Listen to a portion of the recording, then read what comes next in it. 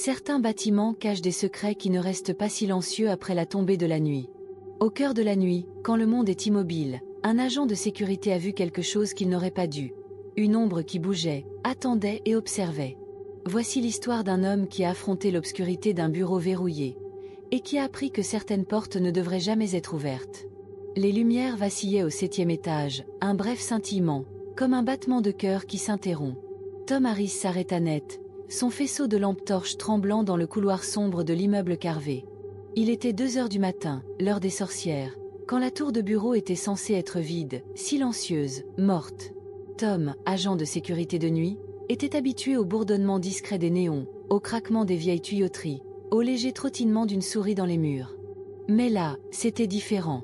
Il jura avoir vu une silhouette bouger derrière la vitre dépolie du bureau 712, une forme sombre qui glissa rapidement, trop vite pour être certaine. Son pouls s'accéléra, son souffle se bloqua dans l'air froid et vicié. Le bureau était verrouillé et vide depuis des semaines. Personne n'aurait dû s'y trouver. Personne. Tom était un grand gaillard, 1,86 m, large d'épaules, avec une barbe qui le faisait paraître plus dur qu'il ne se sentait à cet instant. Cela faisait 3 mois qu'il travaillait de nuit à l'immeuble Carvé, arpentant ses 10 étages de boxe, de salles de réunion et de coins pause tachés de café. C'était un boulot ennuyeux, la plupart du temps, vérifier les portes, balayer les couloirs, s'assurer que personne ne volait d'ordinateur ou ne s'introduisait pour dormir. L'immeuble était vieux, construit dans les années 70, avec une moquette fanée et des murs imprégnés d'une odeur de moisissure et de temps. Le 7e étage était le plus calme, abritant quelques petites entreprises, la plupart en difficulté, leurs bureaux à moitié vides. Mais le bureau 712 était vacant depuis que Tom avait commencé. La dernière occupante, une agence de marketing, avait plié bagages, ne laissant que de la poussière et quelques stylos oubliés. Alors pourquoi les lumières clignotaient-elles? Et pourquoi avait-il l'impression qu'on l'observait? Il resta immobile, ses bottes ancrées dans la moquette usée, le faisceau de sa lampe torche perçant l'obscurité. Le couloir était long, bordé de portes identiques, leurs panneaux de verre dépoli luisant faiblement sous les lumières de secours au-dessus. Le bureau 712 était au bout, sa porte fermée hermétiquement, le verre sombre sauf pour ce scintillement, une pulsation rapide de lumière, comme si quelqu'un avait actionné un interrupteur avant de l'éteindre. La radio de Tom grésilla à sa hanche, un éclat de parasite qui le fit sursauter. Il s'en empara, ses doigts maladroits, et appuya sur le bouton. « Hé, Mike, t'es là ?» murmura-t-il, sa voix basse, à peine audible. Mike, l'autre gardien, devait somnoler dans le bureau de sécurité en bas. Pas de réponse, juste un parasite strident, comme un rire au loin. Son cœur battait fort, un rythme lent et lourd qui résonnait dans ses oreilles. Il se dit que ce n'était rien, une ampoule défectueuse, un tour de son imagination. Il était fatigué, voilà tout. 3 nuits d'affilée à ce poste, nourri de café et de chips du distributeur, ça suffisait pour faire voir des choses à n'importe qui. Mais alors, il l'entendit, un tapotement léger, rythmique, comme des doigts sur un clavier, venant du bureau 712. Le son était discret mais précis, un tap-tap-tap régulier qui emplissait le couloir silencieux, chaque note claire, comme un message destiné à lui. Sa bouche s'assécha, sa prise sur la lampe torche se resserra. Il fit un pas en avant, puis un autre, la moquette étouffant ses pas, l'air devenant plus froid à chaque centimètre qu'il parcourait vers la porte. L'immeuble Carvé était plein de bruit la nuit, craquements, bourdonnements, gémissements occasionnels du système de climatisation. Mais ce son était différent. Le tapotement n'était pas mécanique, pas aléatoire. Il avait un rythme, une intention, comme si quelqu'un travaillait tard, absorbé par sa tâche. L'esprit de Tom s'emballa, cherchant une explication rationnelle. Peut-être l'équipe de ménage? Non, il venait le mardi, et on était jeudi. Un squatteur? Mais les portes étaient verrouillées, les alarmes activées. Il atteignit la porte du bureau 712, son faisceau de lampe tremblant sur le verre dépoli. Le tapotement s'arrêta, brusque et définitif, laissant un silence si épais qu'il pesait sur sa poitrine. Il retint son souffle, écoutant, attendant, mais il n'entendit que le faible bourdonnement de l'immeuble, le goutte-à-goutte distant d'une canalisation qui fuyait. Il tendit la main vers la poignée, hésitant, le métal froid sous ses doigts. Il la tourna, s'attendant à ce qu'elle cède, mais elle resta bloquée, verrouillée, comme il se devait. Il la secoua plus fort, le bruit résonnant dans le couloir silencieux, mais la porte tint bon. Sa lampe balaya le verre, cherchant un mouvement, la silhouette qu'il avait vue, Mais le bureau était sombre, la lumière stable à présent, sans scintillement, sans ombre. Il colla son oreille à la porte, son cœur battant si fort qu'il entendait à peine autre chose. Rien. Pas de tapotement, pas de pas, pas de souffle. Juste un silence, lourd et anormal, comme si l'immeuble retenait son souffle, attendant qu'il parte. Tom recula, sa peau frissonnant, les poils de sa nuque se hérissant. Il attrapa sa radio à nouveau, ses doigts glissant de sueur. « Mike, allez, réponds !» siffla-t-il, sa voix plus aiguë, teintée de panique. Le parasite s'éclaircit, et la voix de Mike surgit, ensommeillée et agacée. « Qu'est-ce qui se passe, Tom ? J'essaie de piquer un somme ici. Y a quelqu'un au 7e étage ce soir ? Demanda Tom, les yeux rivés sur la porte, son faisceau stable sur le verre. Non, l'endroit est vide. Pourquoi ? J'ai vu quelque chose dans le 712. Les lumières clignotent, j'ai entendu taper. La porte est verrouillée, mais il y a un truc qui cloche. Mike rit, un son bref et fatigué. T'es flippé, mec. T'es sûr ? Insista Tom, la voix tendue. J'ai vu quelqu'un bouger, Mike. J'en suis sûr. Un silence, puis la voix de Mike, plus basse, moins assurée. Je vais vérifier les caméras, mais je te dis, c'est rien. Reste où t'es, fais pas de bêtises. Tom raccrocha la radio à sa ceinture, les yeux toujours sur la porte.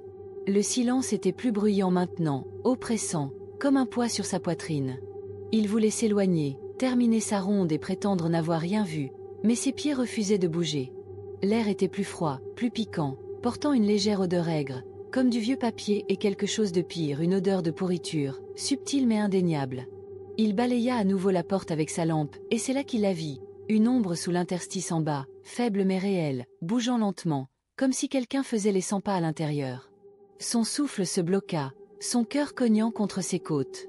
L'ombre était longue, humanoïde, mais étrange, trop fine, trop fluide, comme faite de fumée ou d'huile. Elle allait et venait, délibérée, sans hâte, le mouvement presque hypnotique, intentionnel. La main de Tom retourna à la poignée, l'instinct surpassant la peur, mais le verrou tint bon, le métal glacial sous sa paume. L'ombre s'arrêta, juste à la porte, ses contours nets contre la faible lueur des lumières de secours. Elle ne bougea pas, ne vacilla pas, restant là, comme attendant, observant, écoutant. La bouche de Tom était sèche, sa gorge serrée, le faisceau de sa lampe tremblant sur l'interstice. Il pouvait presque la sentir, la chose de l'autre côté, pressée contre le bois, assez près pour le toucher. Murmura-t-il, sa voix à peine audible, les mots glissant en mandarin avant qu'il ne se reprenne. Il déglutit, essayant à nouveau en anglais. « Qui est là ?» Pas de réponse, juste l'ombre, immobile et silencieuse, sa présence lourde, comme une main sur son épaule. Il recula, un pas, puis deux, ses bottes discrètes sur la moquette, ses yeux fixés sur la porte. L'ombre ne suivit pas, ne bougea pas, mais il sentait son regard, froid et acéré, comme des aiguilles sur sa peau. Sa radio grésilla à nouveau, la voix de Mike perçant le silence. « Tom, les caméras montrent rien. Le 712 est sombre, pas de mouvement, pas de signature thermique. T'es sûr de pas voir des trucs ? » « J'en suis sûr, » rétorqua Tom, la voix basse, les yeux toujours sur l'ombre. « Y a quelque chose ici, Mike. Je le vois là, maintenant. » Un autre silence, plus long cette fois. « Bon, reste là. J'arrive. » Tom ne voulait pas rester, ne voulait pas être près de cette porte, mais ses jambes semblaient lourdes, son corps cloué par quelque chose de plus que la peur, la curiosité, peut-être, ou quelque chose de plus sombre, qui le tirait, le gardait là. L'ombre resta immobile, attendant. Le tapotement recommença, faible d'abord, puis plus fort, un tap-tap-tap régulier qui emplissait le couloir, chaque note aiguë, délibérée, comme un code qu'il ne pouvait déchiffrer. Il braqua sa lampe sous la porte, essayant de voir plus, mais la lumière ne touchait pas l'ombre, elle passait à travers, comme si la chose n'était pas solide, pas réelle. Mais elle l'était. Il le savait. L'air devint plus froid, l'odeur aigre plus forte, mêlée maintenant de quelque chose de métallique, comme du sang ou de la rouille. La lampe de Tom vacilla, le faisceau s'affaiblissant, puis s'intensifiant, projetant des formes irrégulières sur les murs, des formes qui ressemblaient à des mains, des doigts, des visages, vacillant et disparaissant quand il regardait directement. Il recula encore, son dos heurtant le mur d'en face, le plâtre froid contre sa veste. Le tapotement s'accéléra, plus urgent, un rythme frénétique qui suivait son pouls, battant dans ses oreilles, sa poitrine, ses os. Il voulait courir, crier, mais sa voix avait disparu, son corps figé, l'ombre toujours là, attendant, observant. Des pas résonnèrent depuis l'escalier, lourd et rapide. Mike, enfin. Le soulagement de Tom fut de courte durée. Le tapotement s'arrêta, brusque et définitif, le silence revenant comme une vague, plus lourd qu'avant. L'ombre sous la porte bougea légèrement, comme si elle tournait la tête, écoutant le nouveau bruit.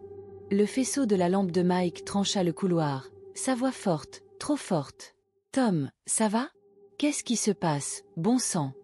Tom pointa la porte, sa main tremblante. « Là, » murmura-t-il. « Sous la porte. Tu la vois ?»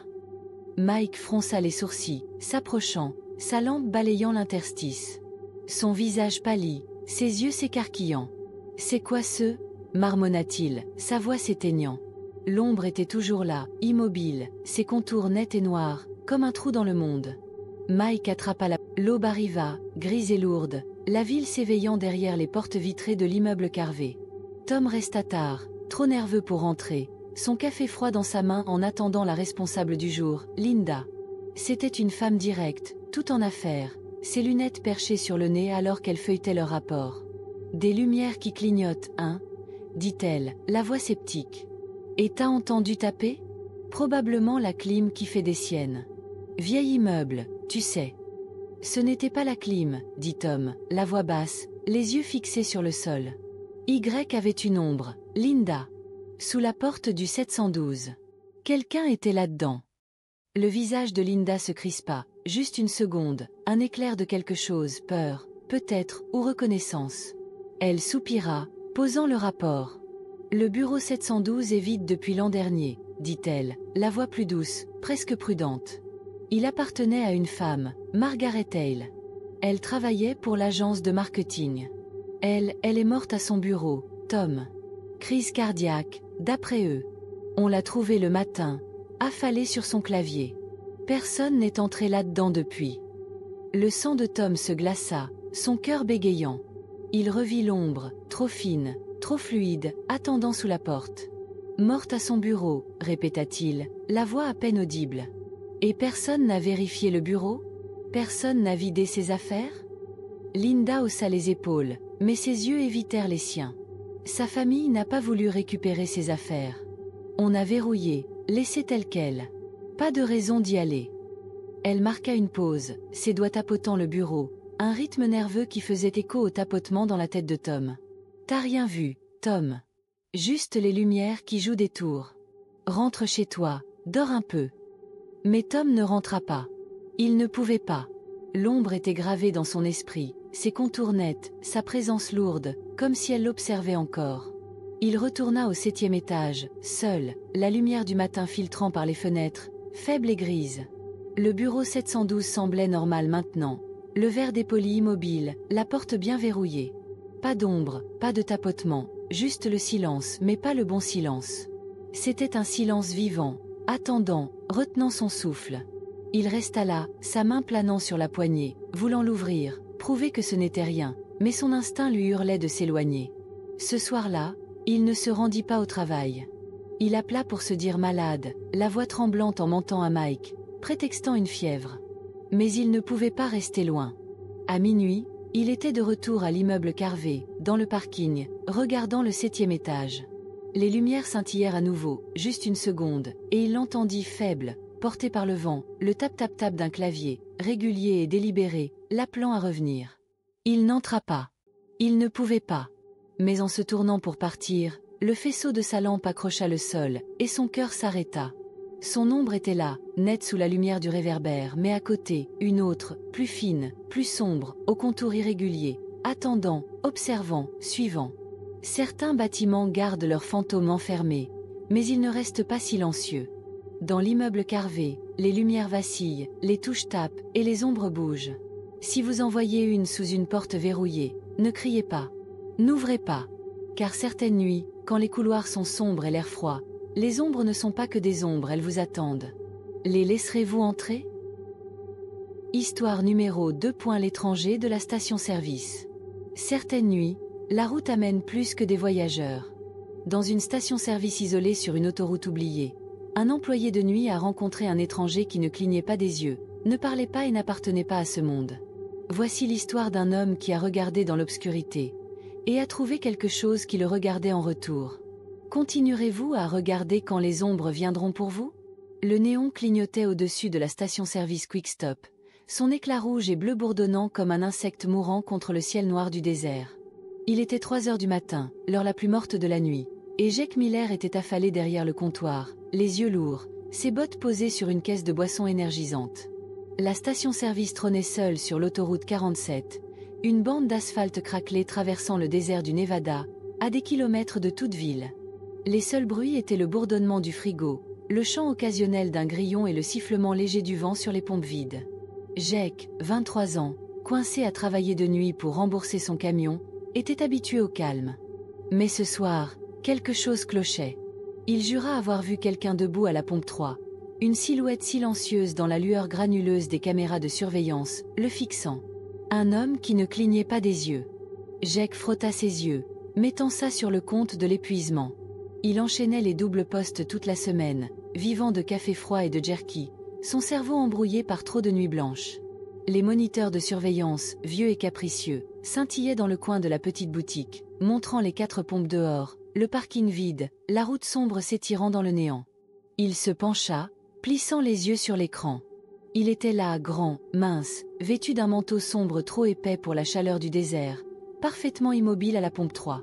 Pas de voiture, pas de mouvement, juste là, la tête légèrement inclinée, le visage pâle et flou dans l'image basse résolution. L'estomac de Jake se noua, une boule froide d'inquiétude se resserrant. Le type ne pompait pas d'essence, ne touchait même pas la buse. Il était juste, là, fixant la boutique, la caméra, Jake. L'air dans la boutique semblait plus lourd, le bourdonnement du frigo plus fort, comme s'il essayait de combler le silence. Jake jeta un coup d'œil par la vitrine, derrière les rayons de chips et de cigarettes, vers les pompes dehors. L'homme était là, bien réel, sa silhouette nette contre la lueur du néon. Il n'avait pas bougé d'un pouce, les mains le long du corps, la tête toujours inclinée, ses yeux, mon Dieu, ses yeux fixés sur la boutique. Jake ne pouvait pas les voir clairement de là, mais ils semblaient anormaux, trop immobiles, trop concentrés, comme s'il voyait à travers la vitre, à travers lui. Il attrapa la radio sous le comptoir, ses doigts maladroits, et appuya sur le bouton. « Hé, Carl, t'es là dehors ?» lança-t-il, la voix basse, espérant que le gars du jour traînait encore, peut-être en train de réapprovisionner le frigo ou de dormir dans sa voiture.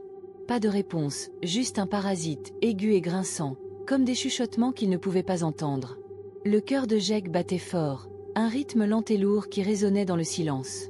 Il se dit que ce n'était rien, un vagabond, un type bizarre, quelqu'un attendant une voiture. L'autoroute 47 voyait toutes sortes de gens, camionneurs, autostoppeurs, touristes perdus à court d'essence. Mais ce type ne bougeait pas, n'agissait pas comme eux.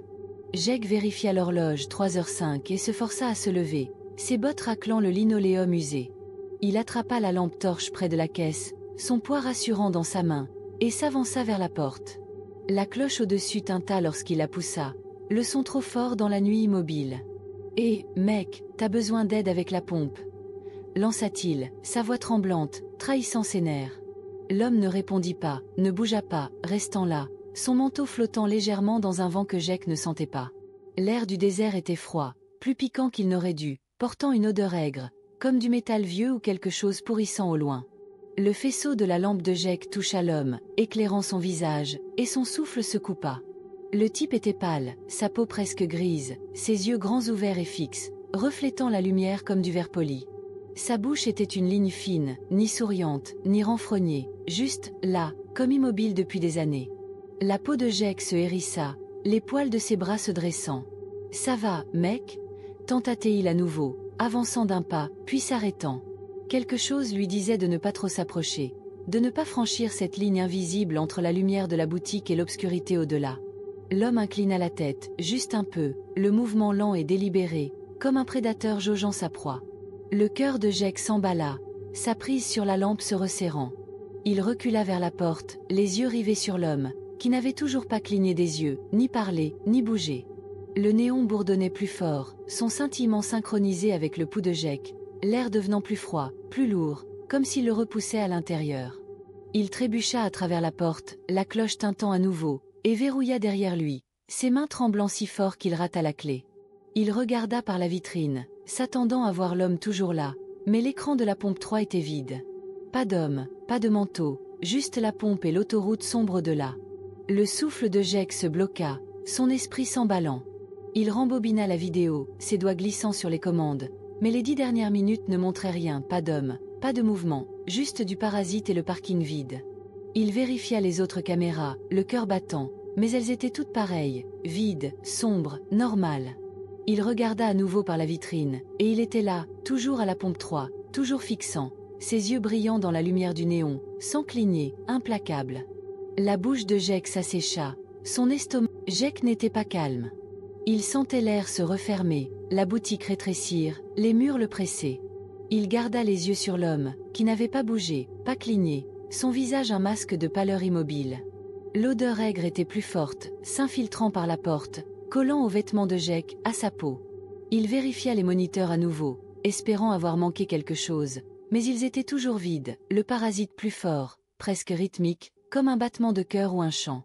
Il jeta un coup d'œil à la vitrine, et son cœur s'arrêta, l'homme avait disparu. Il pivota, sa lampe balayant le parking, mais les pompes étaient vides, l'autoroute sombre, le néon bourdonnant seul dans la nuit. Le soulagement de Jake fut bref. La cloche au-dessus de la porte tinta, lente et délibérée, et il se tourna, son souffle se bloquant.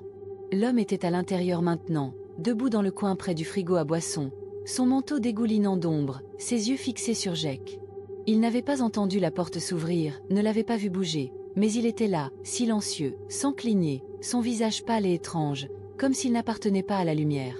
Le faisceau de la lampe de Jake le toucha, mais la lumière semblait se courber, glisser, comme incapable de l'atteindre. « Hé, mec, tu peux pas juste » commença Jake, sa voix se brisant, mais les mots moururent dans sa gorge. L'homme ne bougea pas, ne parla pas, restant là, ses yeux grands et vitreux, fixant à travers Jake, en lui, au-delà. L'air devint plus froid, l'odeur aigre plus épaisse, mêlée maintenant de quelque chose de métallique, comme du sang ou de la rouille.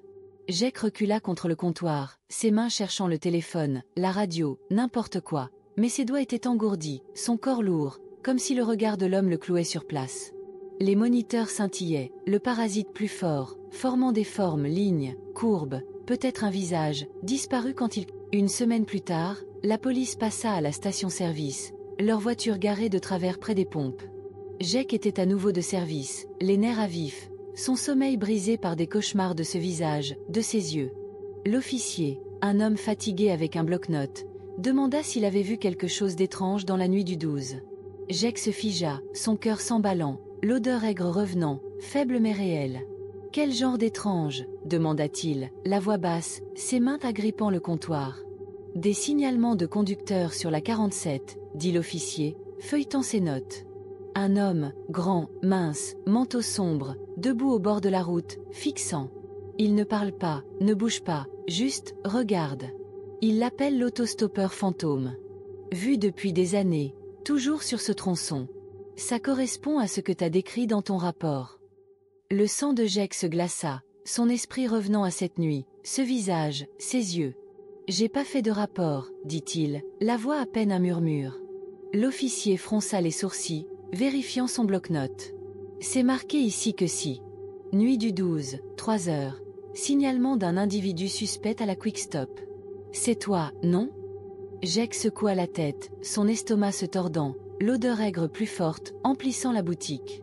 Il n'avait rien signalé, n'avait parlé à personne sauf à Karl, et Karl jurait n'avoir rien dit. L'officier haussa les épaules, ferma son bloc-notes et partit, sa voiture disparaissant sur l'autoroute. Jake resta là, le cœur battant, les yeux passant au moniteur, au coin près du frigo, aux vitrines où le néon bourdonnait, sa lumière scintillant comme un avertissement. Cette nuit-là, il était à nouveau seul, l'horloge passant 2 heures du matin, la boutique silencieuse, l'autoroute vide. Il surveillait les moniteurs, les mains tremblantes, son café froid dans sa tasse. Le parasite recommença, faible d'abord, puis plus fort, un rythme qui n'était pas aléatoire, pas du bruit. Il jeta un coup d'œil à la vitrine, son souffle se bloquant. L'homme était de retour, à la pompe 3, son manteau flottant, ses yeux fixes, le regardant droit dans les yeux. Le cœur de Jake s'arrêta, sa lampe tombant au sol, le faisceau tournoyant follement sur le linoléum. Il vérifia les moniteurs, mais ils étaient vides, juste du parasite et des ombres, se tordant en formes qui ressemblaient à des visages, des yeux, des dents. La cloche tinta, lente et délibérée, et j'exus, sans regarder, que l'homme était à l'intérieur, debout dans le coin, observant, attendant. L'odeur aigre était partout maintenant, épaisse et étouffante, l'air froid, le parasite un rugissement dans ses oreilles. Il ne se tourna pas, n'osa pas, fixant juste les moniteurs, le parking vide, l'autoroute qui s'étendait dans l'obscurité, infinie et affamée. Certaines routes mènent à des endroits dont on ne peut partir. À la quick stop sur l'autoroute 47, la nuit n'est jamais vide, et les étrangers ne partent pas toujours. Si vous voyez un homme qui ne cligne pas, qui n'apparaît pas sur les caméras, ne criez pas. Ne regardez pas trop longtemps. Car certaines nuits, quand le désert est silencieux et le néon scintille, les ombres viennent pour vous. Regarderez-vous en arrière quand elles appelleront votre nom? Histoire numéro 3. Le sous-sol de l'hôpital. Certains endroits sont faits pour rester oubliés, enfermés dans l'obscurité où la lumière ne peut atteindre. À l'hôpital Saint-Marie, une infirmière de nuit fut envoyée au sous-sol, dans la salle des archives, un lieu de lumière vacillante et d'ombres infinies. Ce qu'elle y trouva n'était pas seulement des dossiers, c'était quelque chose qui attendait, observait et avait faim. Voici son histoire, une que vous n'oublierez pas. Oserez-vous regarder dans l'obscurité quand elle appellera votre nom? Les néons bourdonnaient au-dessus, projetant une lueur jaunâtre maladive sur le poste des infirmières au 3e étage de l'hôpital Saint-Marie. Il était 2 heures du matin, le cœur mort de la garde de nuit, quand le monde dehors dormait et que l'hôpital semblait une tombe. Sarah Coleman, infirmière depuis 5 ans, s'appuyait contre le comptoir, sirotant un café tiède dans une tasse ébréchée. Ses yeux brûlaient des longues heures, sa tenue froissée par une nuit à courir entre les patients. La salle était calme, sauf pour les bips discrets des moniteurs et une toux occasionnelle dans une chambre au bout du couloir. Elle était habituée au silence, à son poids, mais ce soir, il semblait plus lourd, comme si l'air retenait son souffle. Puis le téléphone sonna, aigu et discordant, faisant bondir le cœur de Sarah. La voix à l'autre bout était celle du docteur Patel, brève et fatiguée, lui demandant d'apporter une pile de dossiers patients à la salle des archives au sous-sol. L'estomac de Sarah se noua. Elle détestait le sous-sol. Tout le monde le détestait. Saint-Marie était vieux, construit dans les années 1940, ses murs tachés par des décennies d'usure, ses couloirs un labyrinthe de peinture écaillée et de linoléum fané. Le sous-sol était le pire, un dédale de longs couloirs silencieux, de lumières vacillantes et de salles de stockage remplies de poussière et d'objets oubliés. Les infirmières en parlaient à voix basse, mi-plaisantant, mi-sérieuse, disant qu'il était hanté, que l'air là-dessous était étrange, épais d'autre chose que de la moisissure. Sarah y était allée quelquefois, toujours de jour, et même alors, elle sentait les ombres l'observer, les murs écouter. Mais à 2 heures du matin, avec l'hôpital silencieux et le monde dehors sombre, l'idée d'y descendre lui donnait la chair de poule. Elle attrapa la pile de dossiers, leurs bords usés et jaunis, et se dirigea vers l'ascenseur. Les néons vacillèrent à son passage, projetant son ombre en éclats irréguliers sur le sol. L'ascenseur était vieux, ses boutons encrassés, l'intérieur sentant l'antiseptique et quelque chose d'aigre, comme des bandages laissés trop longtemps. Elle appuya sur B2, le niveau de la salle des archives, et les portes se fermèrent avec un grincement, la cabine s'ébranlant vers le bas. Les numéros défilaient, 3, 2, 1, B1, B2 et l'air devenait plus froid, plus lourd, pesant sur sa poitrine. Quand les portes s'ouvrirent, le sous-sol l'attendait, un long couloir s'étendant dans l'obscurité, ses lumières vacillant comme un pouls mourant. Sarah sortit, ses baskets discrètes sur le linoléum, les dossiers lourds dans ses bras. Le couloir semblait sans fin, bordé de portes métalliques, certaines rouillées, d'autres verrouillées, leurs petites fenêtres sombres et encrassées. L'air était épais, humide, portant une légère odeur de moisissure et quelque chose de pire, quelque chose de métallique, comme du sang ou de la rouille. Les lumières bourdonnaient au-dessus, leur scintillement erratique, projetant des ombres qui semblaient bouger quand elle ne regardait pas. Elle marcha plus vite, son cœur battant, les dossiers glissant légèrement dans ses mains moites. La salle des archives était au bout, après l'ancienne chaufferie, après les placards de stockage remplis d'équipements cassés et de dossiers oubliés. Elle se dit que c'était une course rapide, poser les dossiers, sortir, mais le sous-sol semblait vivant, son silence un poids pressant contre ses oreilles, sa peau, ses os. À mi-chemin, elle l'entendit, des pas, discrets mais délibérés, résonnant derrière elle. Elle se figea, son souffle se bloquant, les dossiers manquant de glisser de ses bras. Le son était faible, un tap-tap-tap lent de chaussures sur le linoléum, désynchronisé de ses propres pas. Elle se tourna, son faisceau de lampe torche sortit précipitamment de sa poche perçant l'obscurité, Mais le couloir était vide, juste des lumières vacillantes et des portes fermées.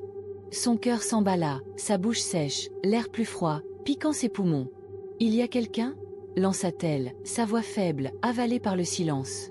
Pas de réponse, juste le bourdonnement des lumières, le murmure de l'immeuble, et cette odeur aigre qui s'intensifiait. Elle se tourna, marchant plus vite, ses baskets couinant, les dossiers lourds contre sa poitrine. Les pas reprirent, plus proches, leur rythme régulier, délibéré, comme si quelqu'un suivait juste hors de vue. Elle pivota à nouveau, son faisceau tremblant, mais il n'y avait rien, juste le couloir vide, les ombres tressaillant dans les coins.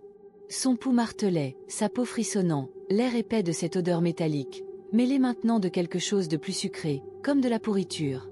Elle serra les dossiers plus fort, ses jointures blanches, et se força à avancer, ses yeux passant d'une porte à l'autre, d'une ombre à l'autre, s'attendant à ce que quelque chose surgisse, l'attrape. La porte de la salle des archives était devant, sa surface métallique cabossée et rayée, sa petite fenêtre sombre. Elle tendit la main vers la poignée, tremblante, quand un souffle d'air la frappa froid, piquant, comme une haleine de congélateur. Des papiers volèrent des étagères derrière elle, tombant au sol avec un bruissement doux et inquiétant, comme poussé par un vent qu'elle ne sentait pas. Elle pivota, son faisceau balayant le couloir, attrapant les papiers qui se posaient, certains se recourbant au bord, d'autres glissant sur le linoléum comme s'ils vivaient. L'air était immobile, impossibili immobile, mais les papiers continuaient de bouger, rampant vers elle, leur bord frôlant ses baskets. Son cœur s'arrêta, son souffle court, l'odeur métallique maintenant écrasante, étouffante, comme du sang dans sa gorge. Elle recula contre la porte de la salle des archives, ses mains tâtonnant la poignée, ses yeux fixés sur les papiers, sur les ombres qui semblaient se déplacer derrière, plus sombres, plus nettes, formant des formes, mains, doigts, visages qui disparaissaient quand elle clignait. Les pas reprirent, plus forts, plus proches, venant de l'extrémité du couloir où les lumières étaient les plus faibles. Elle se tourna, son faisceau tremblant, et le vit une silhouette en blouse, debout au bord du couloir, sa silhouette grande et mince, sa tête légèrement inclinée, comme écoutant. La blouse était pâle, presque lumineuse dans la lumière vacillante, mais le visage était étrange, trop pâle, trop immobile, comme un masque taillé dans l'os. Le souffle de Sarah se bloqua, son cœur cognant contre ses côtes. « Qui est là » lança-t-elle, la voix rauque, à peine audible. La silhouette ne bougea pas, ne répondit pas, restant là, la tête inclinée, sa présence lourde, comme un poids sur sa poitrine. Elle avança d'un pas, son faisceau tremblant, essayant de voir son visage, mais la lumière semblait glisser, incapable de toucher la silhouette. Les papiers bruissèrent à nouveau, plus fort, rampant sur le sol, certains collant à ses jambes, leurs bords tranchants, coupant sa peau à travers sa blouse. Elle cria, les repoussant, et la silhouette bougea lente, délibérée, glissant vers elle, ses pas silencieux maintenant, sa blouse ondulant comme prise dans un vent qu'elle ne sentait pas. Elle se tourna et ouvrit la porte de la salle des archives, trébuchant à l'intérieur, les dossiers glissant de ses bras, s'éparpillant au sol. La pièce était petite, exiguë, bordée d'armoires de classement et d'étagères remplies de dossiers jaunis, l'air épais de poussière et de cette odeur métallique, pourrissante. Elle claqua la porte, ses mains tremblant si fort qu'elle peina à tourner le verrou. Les pas s'arrêtèrent, mais le silence était pire, lourd et vivant, comme si la pièce respirait. Elle balaya les étagères avec sa lampe, le faisceau attrapant des toiles d'araignée, des grains de poussière, et autre chose, des ombres qui bougeaient quand elle n'aurait pas dû, s'étirant sur les murs, formant des formes qui n'étaient pas les siennes. Elle s'accroupit, l'aube arriva, grise et lourde, l'hôpital s'éveillant, la garde de jour arrivant avec leur bavardage et leur tasse de café. Sarah resta tard, trop nerveuse pour rentrer, ses mains tremblant toujours alors qu'elle sirotait un café froid. Elle trouva le docteur Patel dans la salle de pause, son visage fatigué mais gentil, et demanda pour le sous-sol, la voix basse, prudente. « Il se passe des trucs bizarres là-dessous » dit-elle, les yeux sur sa tasse, évitant son regard. Patel fronça les sourcils, posant son café. Le sous-sol. Juste du stockage. Sarah. Vieux dossier, matériel cassé. Pourquoi ? Elle déglutit, la gorge serrée, et lui raconta des bribes, pas toute la vérité, pas le visage, pas les yeux, juste les pas, les papiers, la silhouette en blouse. Son visage changea, un éclair de quelque chose, peur, peut-être, ou reconnaissance traversant ses yeux. Il se pencha, la voix basse, presque un murmure. « Ce sous-sol a des histoires, dit-il. Il y a des décennies, un médecin, le docteur Ellis, est mort là-dessous. Garde de nuit, comme toi. On l'a trouvé dans la salle des archives, effondré sur une pile de dossiers. Crise cardiaque, d'après eux, mais les gens disaient qu'il fuyait quelque chose. Il criait. Ils l'ont entendu jusqu'au premier étage. Personne ne sait ce qu'il a vu. Le sang de Sarah se glaça, son cœur bégayant. Elle revit la silhouette, la blouse, les yeux qui ne clignaient pas, les papiers coupant sa peau. Personne n'a vérifié la pièce, demanda-t-elle, la voix à peine audible. Personne n'a regardé. Patel secoua la tête, les yeux dans le vague. Ils ont verrouillé, laissé tel quel. Personne ne voulait y descendre après ça. Toujours pas. Il marqua une pause, ses doigts tapotant sa tasse, un rythme nerveux qui faisait écho au pas dans sa tête. T'as rien vu, Sarah. Juste l'obscurité qui joue des tours. Rentre chez toi, repose-toi. Mais Sarah ne rentra pas. Elle ne pouvait pas. Le visage était gravé dans son esprit, ses yeux lourds, son presque sourire une promesse de quelque chose de pire. Elle retourna au 3e étage, ses mains toujours coupées, sa blouse portant encore cette odeur métallique. L'ascenseur était silencieux maintenant, ses portes fermées, mais elle le sentait, le sous-sol, l'appelant, ses ombres attendant. Cette nuit-là, elle prit une autre garde, évitant le sous-sol, évitant l'ascenseur, mais la sensation la suivait, un poids dans sa poitrine, une froideur dans ses os. Elle entendait des pas dans des couloirs vides, voyait des ombres vaciller dans les coins, sentait des yeux dans son dos quand elle était seule. Une semaine plus tard, elle était de retour en garde de nuit, ses mains encore marquées par les coupures des papiers, son sommeil brisé par des cauchemars de ce visage, de ses yeux. Elle resta au poste des infirmières, les yeux sur l'ascenseur, son cœur battant à chaque tintement. À 2 heures du matin, le téléphone sonna, aigu et discordant, et son cœur s'arrêta. C'était encore le docteur Patel, sa voix fatiguée, lui demandant d'apporter une autre pile de dossiers au sous-sol. Elle refusa, la voix tremblante, ses mains serrant le téléphone. Mais la ligne coupa, le parasite fort, comme des pas, comme des papiers bruissants, comme une voix murmurant son nom. Elle ne descendit pas, ne bougea pas, restant là, les yeux sur l'ascenseur, attendant, s'attendant. Les lumières vacillèrent, juste une seconde, et elle l'entendit faible, distant, mais réel le tap-tap-tap des pas, venant d'en bas, du sous-sol, de l'obscurité. Elle ne regarda pas, ne respira pas, fixant juste les portes de l'ascenseur, priant pour qu'elles ne s'ouvrent pas, priant pour que la silhouette n'en sorte pas, sa blouse pâle, ses yeux fixes, son presque sourire l'attendant. La garde de nuit cache plus que des travailleurs fatigués et des couloirs vides. Parfois, elle cache quelque chose qui attend d'être vu.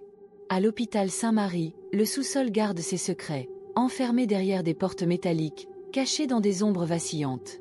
Si vous entendez des pas, si vous voyez une silhouette en blouse, ne suivez pas. Ne regardez pas trop longtemps. Car certaines nuits, quand les lumières vacillent et l'air devient froid, l'obscurité vient pour vous. Répondrez-vous quand elle appellera ?